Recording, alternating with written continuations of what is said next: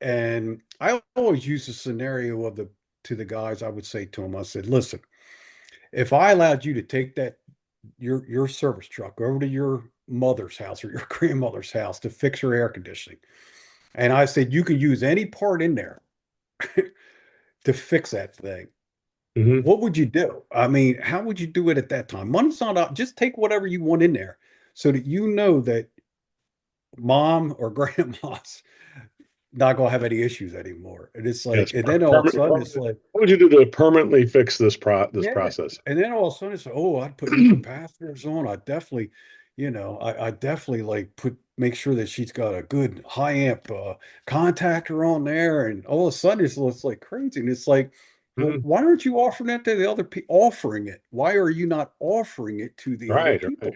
people? Because they'll pay for this. Please welcome America's service sales coach, Joe Crisara. Welcome to the Service MVP Podcast, the show that helps home service professionals master high-value sales, build stronger client relationships, and grow their business like never before. Join industry experts as they share real strategies that drive results. If you're ready to level up your service game, you're in the right place. Let's get started. It's the Service MVP Podcast. Thank you for listening and watching the Service MVP podcast. I want to give you a copy of my free book. Just click on the link below in the description and one will be sent to you from me personally. Thank you so much for listening. Welcome to the Service MVP podcast. My name is Joe Crisara, America's service sales coach, and we have with us a very special guest, a longtime friend, and also a colleague and a client as well, Bill Brown, formerly of Level Heating and Air Conditioning and Plumbing, as well as now with Garage Kings. Bill, welcome to our show. How are you doing today? I'm doing great. Thanks for having me, Joe. Well, today's show is going to be called This Won't Work for Me. Bill has been using our Total Immersion system from Service MVP, formerly of ContractorSelling.com. And I'm not sure, big time business, maybe you were involved back then. But for a long time, for over a decade, he's been using this material. And Bill, every time you've had a business, you've got resistance. He's in Northern Maryland. And his employees, probably a good amount of them, said, this is not going to work for me. And then the plumbing team said, I don't think it's going to work for me. And then the garage door people said, I don't think it's going to work for me. So, Bill, you've heard that one a few times. That's why I love the name of the subject. Why don't you go ahead and give us a little bit about yourself and some of the background about you first for a few minutes, and then we'll get into the subject here. What do you think? So yeah, I've owned and operated Level Home Services from 2001 up into the point when I sold it in 2021 to a private equity group, and then of course we had used Total Immersion through all those years with the techs and the comfort advisors, both with HVAC and the plumbing side. And once I sold, of course, I had enough money to retire, but not enough sense, so wanted to keep going doing something. So got into the garage floor business, floors, cabinets, and slat wall and things like that. And that was in the fall of 2021. I've been Hmm. doing that since. And when we got into that, we got into the point that like, man, we got to learn how to bundle this thing and things like that. And it's like it's simple. Let's call Uncle Joe and see if he'll train us on how to do this. And we kind of went, Joe's like, okay, what do you do? What do you sell? I remember us having that conversation, and in a matter of a couple days, it's like, oh, okay, we got something. And of course, we ran Corey through it, who was on a previous podcast, my son-in-law, and I think average ticket just tripled, closing rate, went from around 40% to 70%. And we've doubled our business this year as a result of that. Well, you know what I like about you, Bill, is like you're very understated. I mean, if anybody fits the definition of conservative, that's you. I mean, honestly, you don't brag about yourself or publicize yourself. You're out there putting yourself on social media and all that kind of thing. Bill, tell us a little bit about go back in the day when you first got started and you had all these guys up in Harvard to Grace, Maryland, which a little bit of a near Cecil County. Everybody knows what that means. Which Right. it's funny. I was just talking to a guy Actually, that company I was talking about, they started in Cecil County, so that was interesting. That other company we were just talking about, but I was like, it's a little different place in the country. And if there's any place where it says like, Bill, this is not going to work for me in Harford County, and it's like this may work in Baltimore, but it's not going to work up here in Harford County. Bill, tell me when you first got started with this. Do you remember what year it was, or I can't even remember. Do you remember when it was? I think it was back around 95 or 96, way back in there sometime, I want to say. Um, 2006 or 2007, maybe or something like 2000, yeah, 2007. yeah. You missed a decade. You skipped a decade. But but 2007, I think it was 2007. So it's been a while. But when you I brought it to remember your team, we were good. we've been to some different manufacturers training, and we've been to some better best practice groups training, and it's just like, you know, we just felt like the training that we had, the service training, the customer service training, it just was missing something. It's like when you left the customer, you know, you kind of nobody wanted to tell them what the real problem was. You just want to say, you know what, yeah, it's fine for now. And you knew that there had to be a different way, another way to be able to, let the people know that there are options that you have to make this system better, more efficient, more reliable. Um, and it was actually a fellow friend of mine, Bill Jones, at the time, up Hmm. in Goshen, New York. We Hmm. were talking one day, and sharing our frustrations. He said, "Bill, look, there's this dude, Joe Crisara. You got to go see him." I'm like, "Okay, like, where's he at? What's it cost?" And it's forget about the cost. Just go. If it don't work, then I'll give you your money back. And I asked a couple more questions. Of course, if anybody knew Bill Jones, it was like, "Look, dude, just forget about it." He said, "You got to go. You got to go."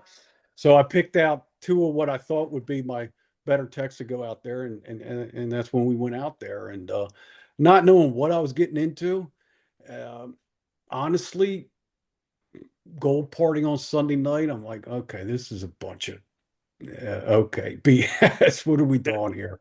I spent a whole week. We got a week of this to do, and Uh, then even Monday, Tuesday, and it probably didn't hit me until about Tuesday late that day in the class. It's like, okay, I get it now. I see what's happening with this thing now, and it just works in real life. I mean, the options, uh, the persuasion, everything. It just worked, and we just made it. When we came back, I went out, ran a sale call that day, and I remember, what typically would have been about a $4,000 system. I think it ended up being 10 or $11,000, but it was the most efficient unit, the most, the two speed.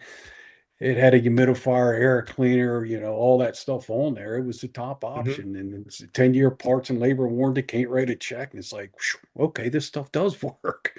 People will buy this stuff if we just offer it to them. So And that at was the kind of the time, big turning point. at the time you took over, you helped your wife Cindy, who had the business, and you kind of married into this business originally, right? Was that true too originally on that part? Yeah, I went You to weren't work you weren't there. born you weren't born a heating and cooling guy, were I was you? not born. I don't even like heating and air conditioning. I hate the trade. I love the business, but I hate the trade.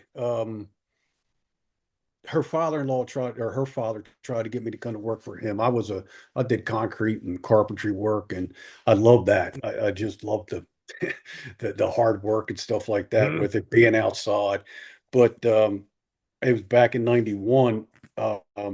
Kind of, we had like a mini recession happen. It may have been a great recession. I don't know.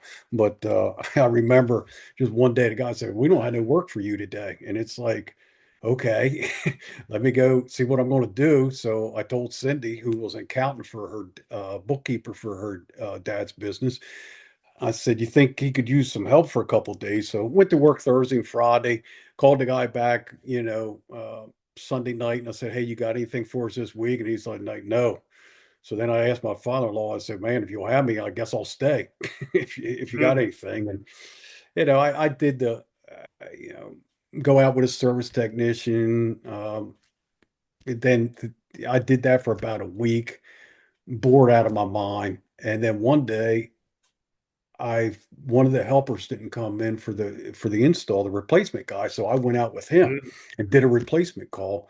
And I said, okay, like I've learned more today than I have all the month I've been here. Let me go with him. Yeah, yeah, And yeah. then so then I kind of got into back into service again, and I saw that people wanted better options. I mean, this one story I have is I remember going out to a call and the lady had a bad compressor in her unit. So it's like, this was back before we did flat rate or anything. And I'm calling my Yeah, yeah, yeah. father-in-law and I'm Mhm. like, hey, I need a price on a compressor. He said, "Ah, it's going to be about $900." And he was big new construction guy. He did a lot of new Mhm. construction. He was very successful at it. He did it well. This was just kind of a service to the people who had systems put in. Yeah, And yeah. You just so the necessary evil. lady's like, $900. That unit's like 12 years old. I should buy a new one. I'm like, okay, hold on, let Uh-huh. me call him up. So I got him on the phone. I said, how much? And he's like, $3,000. And she goes back and she says, oh, okay, we'll do that. And it was a heat pump system. And I go back, I tell my father-in-law, get on the phone with him again. And he said, well, we don't have nobody put it in. And I said, you know what? I'll put it in. So, I'll move the service calls around. We put it in. And I saw Hmm. that process, and that's kind of like when I saw, man, this is a whole lot better than new construction.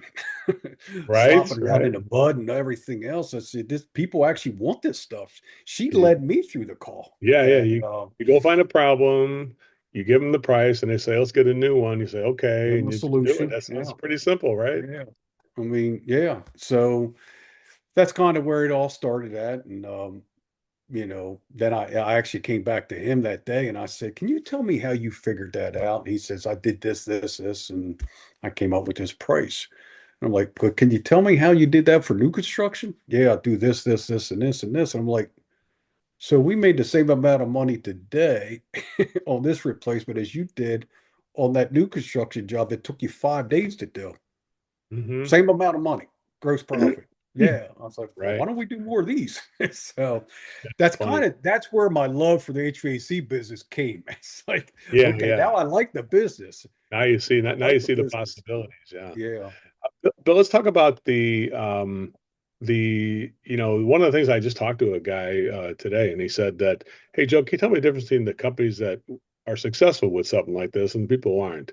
And I said, well, the people who are successful is the leadership is 100% committed to doing this. And uh, every time we met, it's like I made sure I had to get you on board before I could get the guys on board. And then once I got you on board, it's been the history of you and I for decades. Is like, yeah, I got this guy who works for me, Joe. Could you talk to him? I say, yeah, good. Knowing that you were on board, it was easy to talk to your people and get them on board. It's like, hey, I'm on board. Bill's on board. Cindy's on board. You're the only guy who's not on board. Yeah. I said, Right. so what do you think? So, and then the plumbing team. Hey, Joe, you got to talk to the plumbing team. And Joe, you got to talk to the garage. So every time I did talk to one of your people in this, it's not for me kind of a thing. Uh, it was easy to do it because the leaders were like Bill Jones at the time at Jones Services in New York was completely committed, and the people who are not completely committed. Whenever somebody says this is not for me, do you think it's because of the guys in the field who are saying that more, or do you think it's a leadership that's kind of lacking in that aspect of things? Can you talk about that for a little bit? I think it starts definitely with the leadership. And as I said earlier, I grabbed two guys and I went out there with them. And I went to it. I sat through the class. I didn't sit in the back of the class. I was a participant in the class. I did the whole, the role plan, the graduation at the end of it and all. And I gotta tell you, like every day I use this somewhere in my, I still got colleagues that I talk to, all over the world. And they'll start telling me a story about their grandchildren. And I'll say, hey, Kurt, can I say something to you? Them grandkids are certainly fortunate to have a grandfather like you that cares so much for them. And then he'll say, Uncle Joe, little Joe, little Joe. And I'm like, Your Uncle Joe, your Uncle Joe and me. then he'll say, would you like a cup of coffee? And I'm like, yeah, black, it's fine. But anyway, we've practiced it, we know it. And if somebody comes to us we can coach them through, I can coach them through a situation that they came up with. And if it's really hard, that we could always call Uncle Joe up to get him Hmm. involved. But the little things all day, it's like it's easy just to teach them and to encourage them about what to do on that. And I just feel like if the leadership's not, it's like, well, you don't know what I'm going through. You don't know what I'm going through. Yeah, I do. I know exactly Yeah. what you're talking about. I've walked your shoes. I know the program. I've done it in front of customers. Uh, so I know what it's like. I want everybody to come to the next Total Immersion, the life-changing event where you increase your sales and your personal growth. What should we do?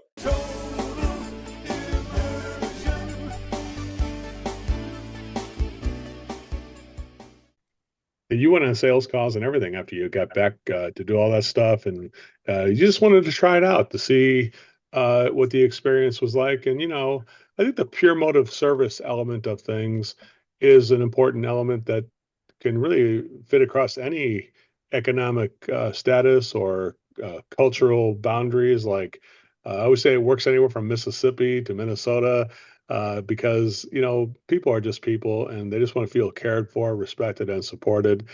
What's the part of the system because really, I don't say Joe Crisara has never sold to anybody. Honestly, it's like the best salespeople for me are my own clients who sell other people to come and see me, like Bill Jones. Bill Jones is my best salesperson because he sold you, right? I think you Right. are a good salesperson because you sell Corey or you sell your people. Like I don't sell your people on this; they sell themselves on it, right? So when was it that you sold yourself on some of this process that you thought it was going to be something that could be right for your family, considering it is a multi-generational family that it was highly connected to the community and things like that? Tell me a little bit about what did you hear in there that kind of made you sell yourself on that? I tell you, probably the big turning point is when you're when you're young and you're poor. I don't think you really know what good service is. As you get more mature and get a little bit of financial gain, especially for me, I've learned what good service is about. I've seen good service and I've seen bad service, and it just amazes me of the the people out there, the contractors out there. I've hired try to hire contractors, and like you get no call back. You get one option given to you. It's like, well, that's not an option. That's an ultimatum. What else can I do? And it's just like you guys need Joe Caceres training, and it's not all about financial gain for the contractor, but it's just providing good customer service. And it's like that's what people don't get, how to give good customer service, how to help guide somebody through making a decision that's going to enhance your family. And that's the big thing, and that's what your class teaches. And there's money behind buying the option, but it's just the service is a lot of times just never even given to people. Do you think that like you've had a lot of success at level and now with Garage Kings?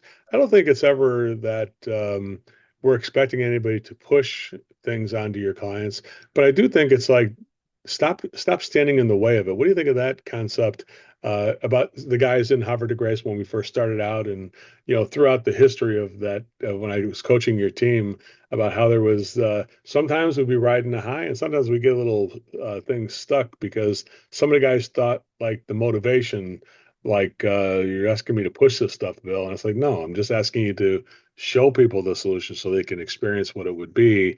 That balance. Tell us a little bit about how that to have to work with that on your team. How do you get that message across to a team as the leader who does believe in this?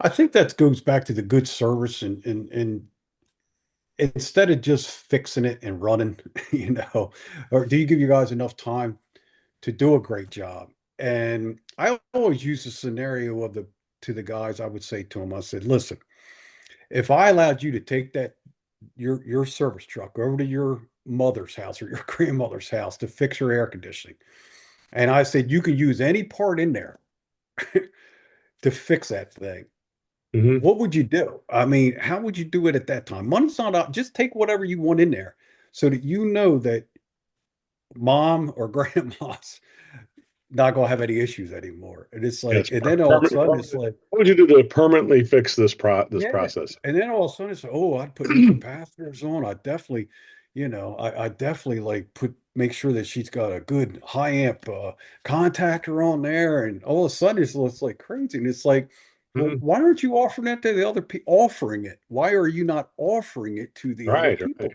right. Because they'll pay for this. They'll pay for it. I don't think it's that um, people are trying to push it. Just like if you offer it, but I guess that there is that need for acceptance. I think some of it is that like I don't want people to think I'm a salesman or whatever. That like they worry about what other people are going to think. Even the magic moments, like Right. you did, sometimes people like aren't people going to think that's phony? Like they start worrying about what people think about them. Now, Bill, you've been around for a few decades here yourself. Uh, is there a time in your life where you were highly worried about what people thought about you, and then eventually you said, you know what, I'm going to stop. Cindy and I and my family, we're not going to worry what other people think about us. We're just going to look in the mirror if we live with ourselves, because I think that's part of what makes you successful is that you don't tie your value system to what other people think about you. You live with the way you and your family, who are, I mean, honestly, I admire your family so much, but I think you give up that need to be accepted. And I think, what do you think about that? And when did you wind up doing that, where you said, you know what, I'm just going to do this anyway. I don't care what people think about me, kind of a thing. When did that come through? Uh, golly, I don't know. Have you always just been like that when you were younger? You're just like, I don't care what people think. I'm just going to do what I No, want to do. I won't. I wouldn't say that. It's. I've always. I mean, first at some degree, I like to be a. I like. I like to be accepted. I like to be a people pleaser, but I guess I kind of learned in next door. They had a lot of training about leadership, and honestly, there was a lot of times they'd have a conference. I'm like, hey, what are you guys talking about? They're like leadership, and I'm like, I don't want that. I don't need that. It's just, I want to know how do we be more efficient? How do we be more successful? And they're like, you got to have leadership. And once I start that leadership training, then you learn then that it's easier to get people to follow you than to push them. And Mm, right there. That's a good point. And then all of a sudden, it's like, you know what? I'm going to give you the leadership. It's up to you what you do with it. And you know what? If even the coaching that we learn from through your coaching processes as well, it's like we give you all the opportunities, and if you choose not to do it, hey, you know what? And I've said this to many employees. If you don't like what you're doing here and the way we do it, I want you to be happy somewhere else. That way, when I Mm, see you go get another job somewhere else, I've actually called other contractors, friends of mine, and said, I got a guy. Here he is. You know, here he is. And I said, you know what? I'd rather see you in the Wawa. I'll buy you a cup of coffee than you stay here and be miserable. mhm. So it's I kind of like, think that's I think that's one of the ultimate peer motives, right? To say, hey, um, I want you to choose what's right for you and your family, even if it's not right, me. I've said that many times. Listen, right, I'm not the right solution for everyone, but if you, right, I want you to, I'm here to help you find the right solution. My service is to help you find the right solution. And sometimes it's even not even me. Sometimes it is something different. And I think if you go in with that philosophy, you really can't be defeated. You're like, yeah, I already kind of laid the law down that I'm not. I tell people, yeah, if you want to tell me no, I'll still be your friend. That's okay. right. So you'll be Yep. back. So I'll be living rent free in your head. I always tell people. Right. Of course, I'll be living rent free in your head when something goes wrong. But all roads do lead back to And Uncle lead Joe. back to Uncle Joe. There you go. So, but I think it's an important element of it. I think whether you're going to guide your family or guide a business, I think there is an important element when you're being a good parent. Even what do you think about that? You've got how many children do you got? Two daughters or Two three? two daughters, Two yeah, daughters. 2 daughters. When you Yeah. were raising two daughters, there had to be a time when you and Cindy weren't the most popular with your daughters. So you still stood. You said, "Hey, listen, I'm just here to help you find the right education, the right things." Have you ever had that, even when you're as a parent, that you had to say, "This is not a popularity contest. This is doing the right thing, kind of a contest." What about that, Bill? Right. I mean, you tell them, and you got choices to make. It's your choice, but you know, we're just trying to guide you to make the right choice. And so yeah. They gotta live their life, and we're here to help you find a solution that's right. Because I may give you a nudge if I see you making the wrong choice. But I think you create stronger people. I think stronger employees, and the employees get stronger when you make them do the work on this. Let's talk about that a little bit. You put the people through this program a lot, and the training of it that takes a lot of effort. You had to block a lot of time. I mean, it was endless the amount of hours it seemed like between you and I. And many times I would just come on and work with your guys. Well, before our coaching program is what it is now, it was basically just me out there trying to make sure people are happy and make sure you guys are taken care of too. But we did a lot of training together in hours. How did you, what was it like to say to the guys or Cindy even to say, hey, we need this time and we need to justify this blockage? Because that's something the company never did before you were doing this, right? That's something that you brought there new. Yeah, we got on the weekly training program with you where I guess it was like every Tuesday morning at bright and early 8 o'clock in the morning, which was probably what 5 for you or something Yeah, crazy. right. And that was our service meeting, and we did that every week. And it just kind of shows that and the guys are paid for it. Obviously, they're there. We're paying for it. We're invested in it, so they see that okay, they're serious about this thing. This is what we're doing here, and and the other thing is we were any company that I ever ran have always been big on reviews, and go back and get the customer reviews, and that's part of what we would do each week, and you would see that there were so many happy customers because we weren't like everybody else. We were giving people the options to do what was best for them, and just let them choose, and it showed through the reviews as well. Mhm. Yeah, I think that's it, right? That shows that, but the better the training. If have you ever talked to other, because you network with a lot of contractors, both in the best practice groups and just other people that you meet from manufacturers and stuff like that, and now with the garage door companies and stuff like that. What do you tell them when it comes to how much training we should do? What's your answer to that kind of a question? Well, I mean, without sales, you don't have much. I mean, obviously you got to have a lead, and if you don't do sales, it's. I mean, you might as well close. So it's yeah, I I've I've told people. I mean, it's an investment that you just have to do. It's if you don't pay for it now, you're going to pay for it later through the lack of sales, and more importantly, just not knowing what your employees are doing out there in front of the customer. I Hmm. mean, with this system, you know what they're doing. You know that they're, doing a thorough diagnostic of the whole system. That then providing solutions for the homeowner. And if they're not, then that's more like when you get in, when you get into trouble. Bill, just one final thing, and we're going to wrap it up here. I know we've stretched this out about as long as you could probably take it, because you're a man of fewer words than I am. I could talk to a stop sign, you know that. Yeah. But let's go ahead and get that final answer to that question though. What do you tell a person who says this is it's not going to work for me, or this is not for me? It's not going to work for me. What is your final advice to somebody who says that training is not going to work for me, or this is not going to work for me? What do you think? What advice would you give somebody there as a seasoned professional who has seen both ends of the spectrum there? What would be your advice to that person? The short answer to that would be just like Bill Jones told me. He said, just go, just go. The longer answer of it is I've used it with three different trades. I've actually coached some guys, on the side, just non-formally in other businesses. I've talked to guys that do bath remodeling, roofing, and everything else, and they've had success at it. So it doesn't matter what trade you're in. I haven't seen a trade yet that it doesn't work in. And the other thing is, it's as far as people. Um, I've seen guys that talk a lot. I've seen guys that didn't talk much.